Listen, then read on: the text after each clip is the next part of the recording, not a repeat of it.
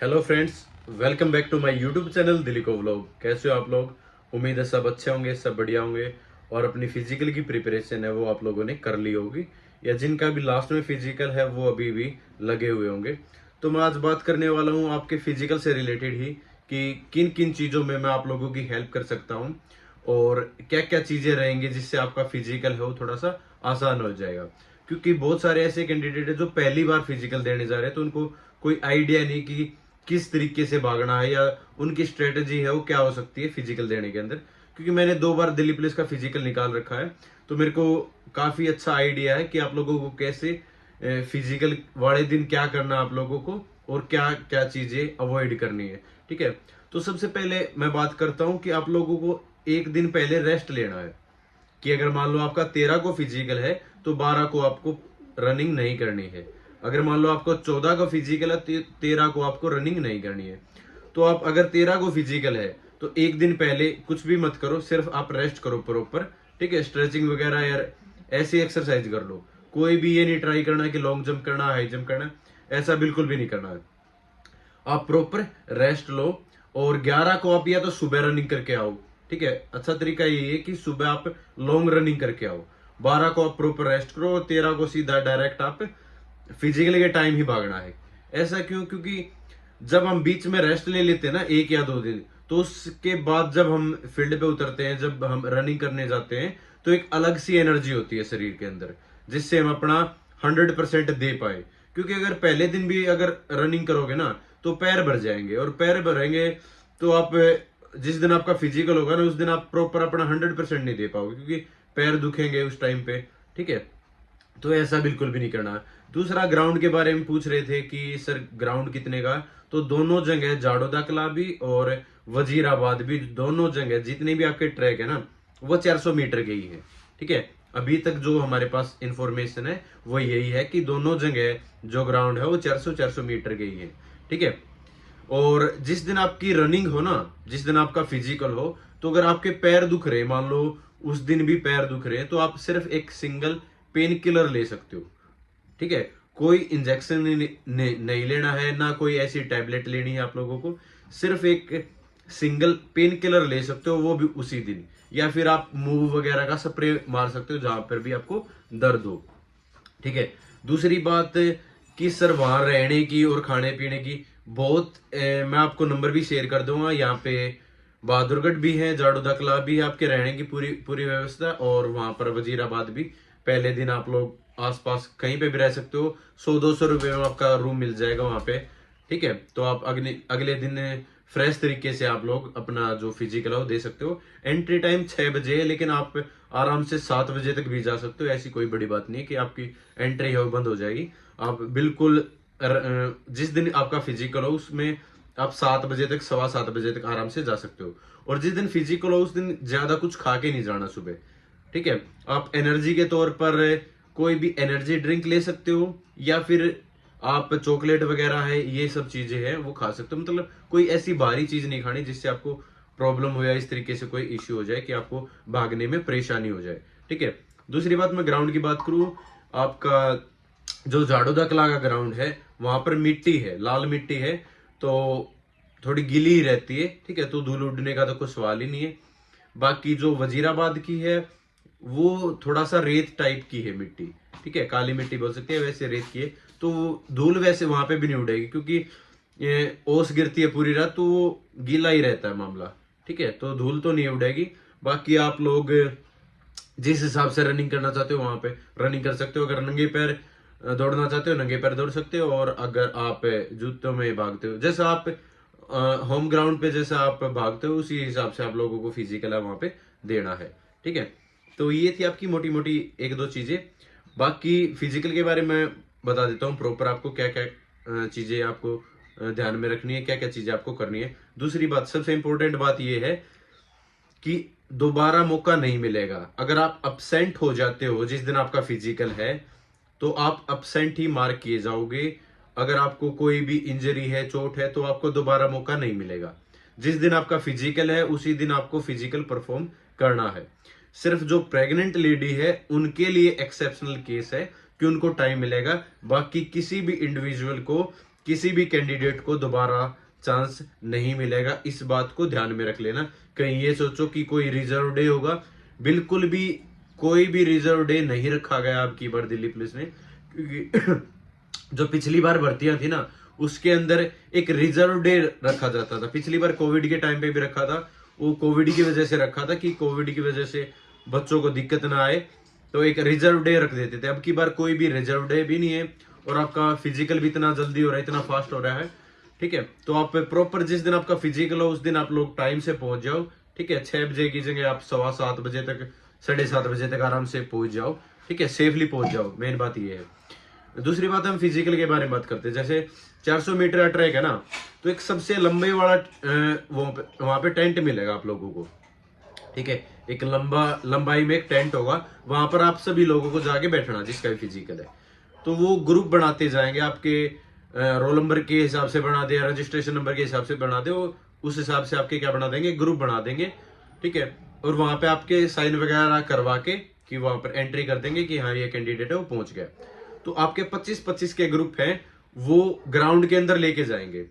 तो अपना जो बैग है आपके साथ जिसमें आप सामान लेके आए हो या डॉक्यूमेंट लेके आए हो, आप वहां पर रख सकते हो उस टेंट के अंदर ही। अगर आपके साथ कोई नहीं आया है तो आप उस टेंट के अंदर वहां पर बैग रख दो, कोई ऐसा नहीं होता, वो सेफली रखे जाते हैं। ठीक है, वहां पे और आप सिर्फ अपनी जैसे टी शर्ट लोअर है जिसमें भी आप रनिंग करते हो उस हिसाब से आप लोग ग्राउंड में क्या कर जाओगे, एंटर हो जाओगे।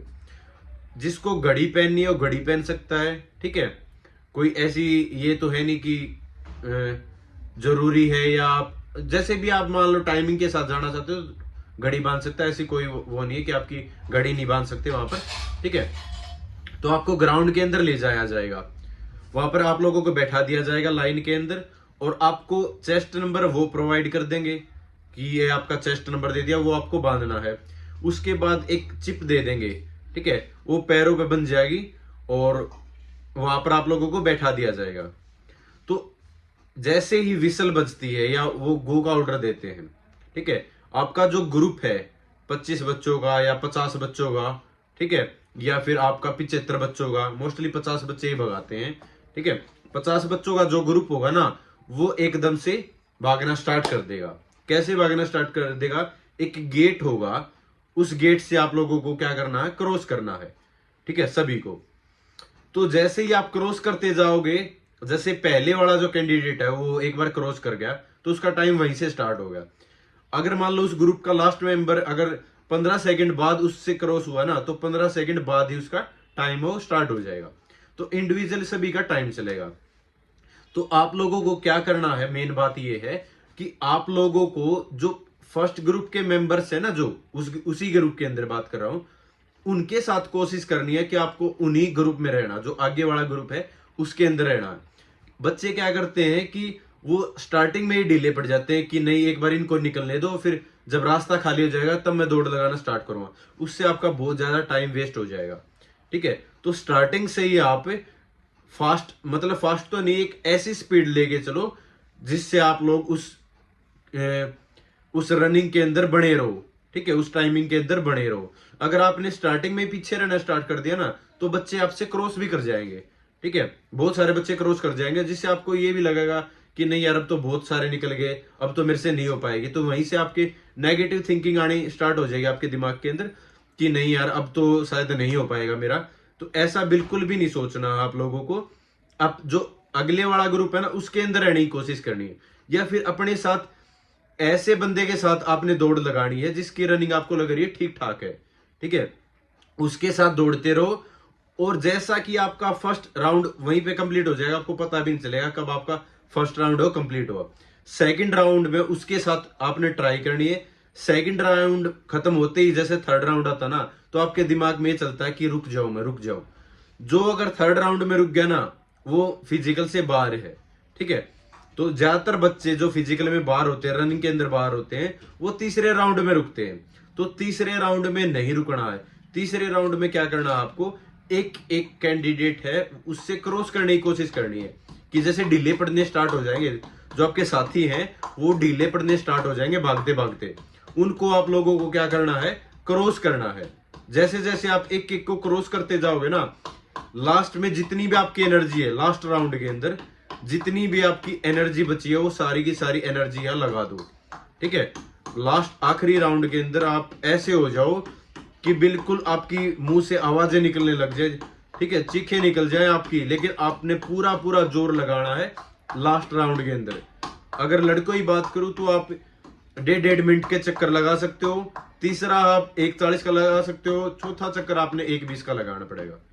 ठीक है, इसके बाद जब आप सारे के सारे उस गेट से पास हो जाओगे, ठीक है, निकल जाओगे, तो आपको टाइम बता दिया जाएगा 5 मिनट के बाद कि ये बच्चे हैं रनिंग के अंदर पास हुए। मतलब टाइम नहीं बताएंगे वो कितना आपने किस टाइमिंग में की है, लेकिन वो ये बता देंगे कि ये इन जो कैंडिडेट है इन्हें अपना जो रनिंग है वो कंप्लीट कर ली। उसके बाद आपको साइड में एक लॉन्ग जंप का मिलेगा। ठीक है, लॉन्ग जंप की मैंने वीडियो भी दिखाई थी कि ऐसा ही है, वो थोड़ा पैरेललाइज स्पेस है, वहां पर रेती वगैरह डाली गई है जहां पर आप लोगों को कूदना है, तो वहां पर एक फुटा रखा हुआ। तो कोशिश ये करनी है कि आपका फुटे पर पैर ना आए। वैसे फुटे पर अगर पैर आ जाता है तो उससे जंप बनता है, लेकिन कई बार हम जब रनिंग करते हैं ना, लॉन्ग जंप की कोशिश करते हैं, तो उस फुटे की तरफ ध्यान जाता है हमारा। ठीक है, उस फुटे की तरफ हमारा ध्यान जाता है कि इस पे पैर रखना है, जिसकी वजह से हमारी स्पीड है ना वो कम हो जाती है। तो कोशिश ये करनी है कि उस फुटे की तरफ ध्यान ना जाए। ठीक है, आप अगर थोड़ा बहुत आधा फुटा वो क्रॉस कर लो। ठीक है, जैसे यहाँ से फुटा स्टार्ट होता है तो यहाँ पे पैर रख सकते हो। ठीक है, और इस पे पैर रख के आप लोगों को जितना हाई जा सकते हो हाई जाने की कोशिश करनी है और जंप लगाना है। ठीक है, हो जाएगा लॉन्ग जंप, इतनी बड़ी बात है नहीं। अगर आप लाइन का ध्यान रखोगे ना या फुटे का ध्यान रखोगे तो आप एकदम से रुक जाओगे, और रुकोगे तो आपका जंप है कम बनेगा, वो आपका स्प्रिंट है वो अच्छा नहीं हो पाएगा। तो आपको 3 चांस मिलेंगे।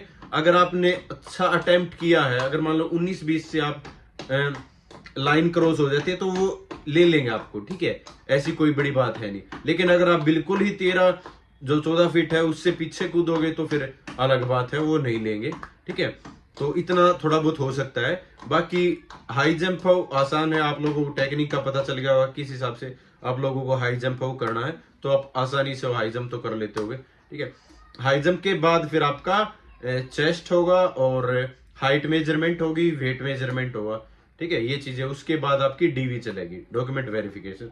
तो डॉक्यूमेंट वेरिफिकेशन पे आप लोगों से सारे डॉक्यूमेंट है वो लिए जाएंगे। आपके जो डॉक्यूमेंट है वो फोटोकॉपी में होने चाहिए। ठीक है, फोटोकॉपी उनकी पहले ही करवा लेना आप लोग, कि वो फोटोकॉपी लेंगे आपसे ओरिजिनल देखकर कि ओरिजिनल दिखाओ, फिर उनकी एक फोटोकॉपी है वो ले लेंगे आपसे।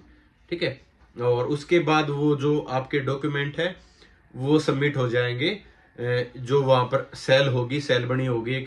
ठीक है, वहां पर डॉक्यूमेंट वाली, तो वहां पर आपके सारे डॉक्यूमेंट वो एड होंगे, और वहां पर आपसे क्वालिफिकेशन भी पूछेंगे। तो अगर आपके हायर क्वालिफिकेशन है तो क्वालिफिकेशन भी बता सकते हो।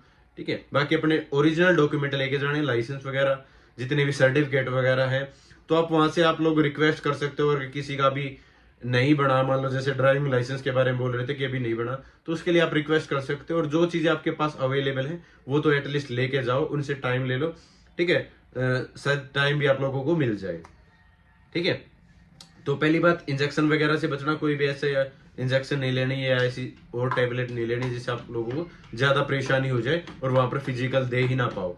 ठीक है, दूसरी बात, वहां पर अगर कोई दूर का है तो पहले दिन जाकर वहां पर आसपास है वो स्टे कर सकता है। ठीक है, रह सकता है 200 से 400 रुपए में वहां पर आसपास रहने की व्यवस्था। वैसे और भी हमारे जो नंबर प्रोवाइड कर दो, बहादुरगढ़ में भी कर रखी है। ठीक है, जो हमारे साथी हैं उन्होंने, और वजीराबाद भी वहां पर तो आसपास बहुत सारे मिल जाते हैं सामने ही। ठीक है, तो अगर और भी कोई इन चीजों से रिलेटेड कोई हेल्प चाहिए हो तो कमेंट सेक्शन में आप लोग पूछ सकते हो, और वो चीजें शेयर कर सकते हो, तो आपका जरूर समाधान किया जाएगा। ठीक है, जो भी आपकी प्रॉब्लम होगी उनका। ठीक है, तो thank you so much. Video थोड़ी लंबी हो जाएगी। जय हिंद सभी को।